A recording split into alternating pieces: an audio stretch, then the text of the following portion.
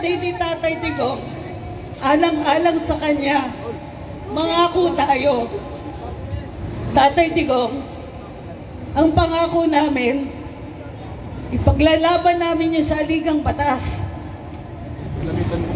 Pag sinunod ito, walang magugutom eh. Kasi hindi nanakawin yung pera. Pero pagdating dito sa Metro Manila, ubod ng mahal. Binabaan ng presidente ang taripa sa pag-import ng pagkain. Tiba-tiba ang importers, pero ang mahal pa rin ang pagkain natin. Pag mahina ang liderato, gutom tayo. Magkano ngayon ang tubig? Magtataas na naman sila. Kamusta naman yung budget? Ang sweldo nyo ba tumaas?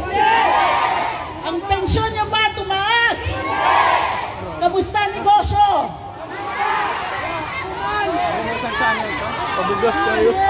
Pag mahina ang liderato, hindi masaya ang taong bayan.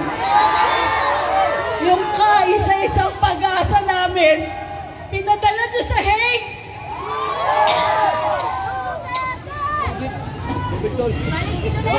Dahil birthday ni Tatay Digong, alang-alang sa kanya, mangako tayo. Tatay Digong, ang pangako namin, ipaglalaban namin yung saligang batas. Pag sinunod ito, walang magugutom eh. Kasi hindi nanakawin yung pera.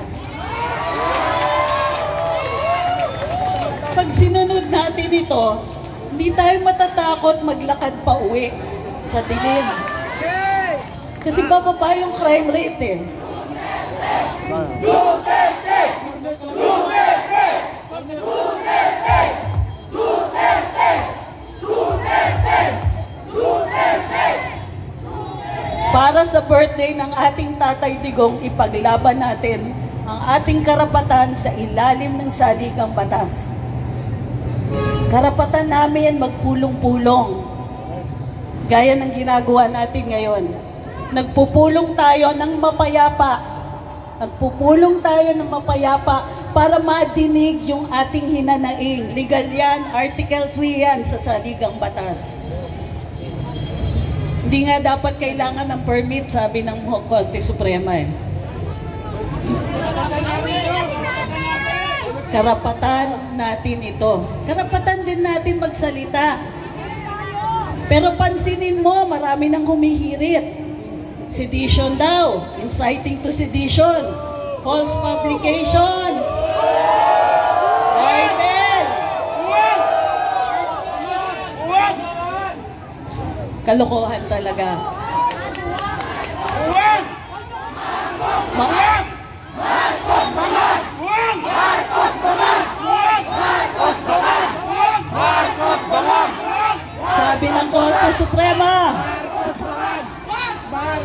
Sabi ng Korte Suprema, pwede natin i-criticize ang ating mga opisyales.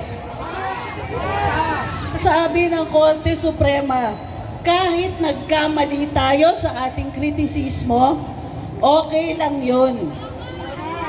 Bawal ang balat sibuyas.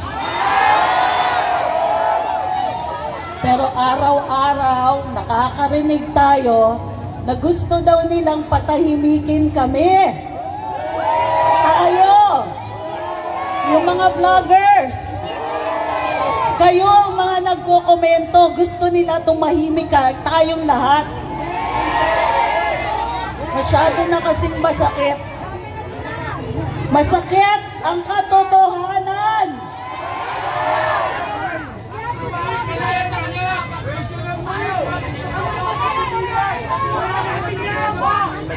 Tama. So anong gagawin natin? Ituloy natin ang paggamit natin sa ating karapatan magsalita, magpahayag, magpulong-pulong. na makinig sa atin. Isa pa, tandaan natin, tayo ang naghalal. Ang boses ng masa, boses ng Diyos. Boses ng autoridad. Boses ng saligang batas. Boses ng hari. Tayo ang autoridad. Tayo ang nagluklok sa kanila sa pwesto. Ang pagsasalita natin ay dapat pinakikinggan. Hindi tayo dapat pinapatahimik. Alam niyo kung ano yung pinakaayaw nilang marinig? Mr. Cheese, shout out. Yung katotohanan at yung isang pangalan. Anong pangalan yon? Duterte! Duterte! Louder! Parinig sa kanila! Duterte! Duterte! Duterte! Duterte! Duterte! Duterte! Duterte! Duterte! Duterte! Maraming salamat sa inyo. Pagtibayin ng dibdib, huwag tayong titigil hanggang pakinggan nila tayo. Tuloy ang laban! Salamat, Attorney. At ngayon naman po, bigyan natin ng maiksing pagkakataon. Ito pong grupo na to, 10 beses po silang umiikot ngayon sa Metro Manila at hindi sila pagod. May pera sila at hindi sila bayad. Tawagan po natin si Kuya Onen ng Duterte Riders Club.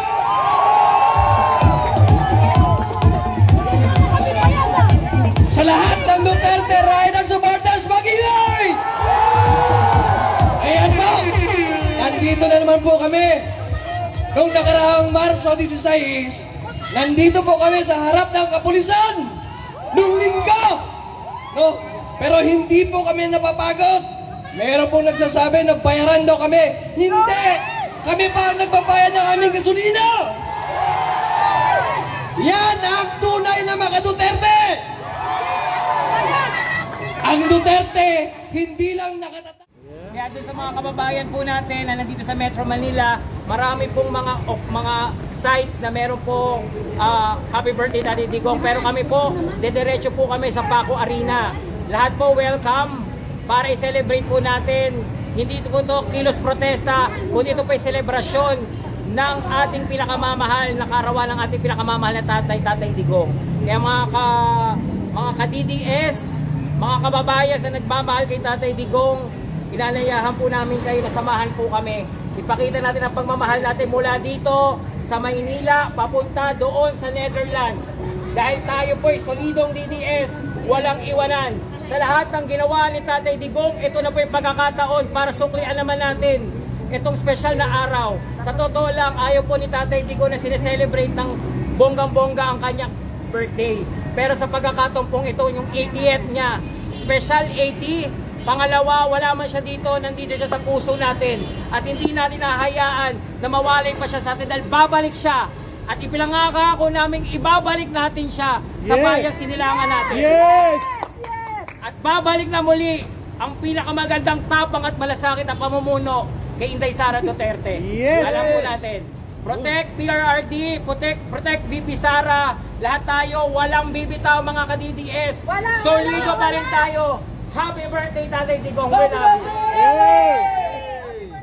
Ngayon mag-ano po kami motorcade. Dun sa mga makakadaan, lumabas po kayo sa mga bahay ninyo. Kung madadaanan po namin kayo, pakita po natin yung support natin. Maraming salamat po. Ayan. Thank you po.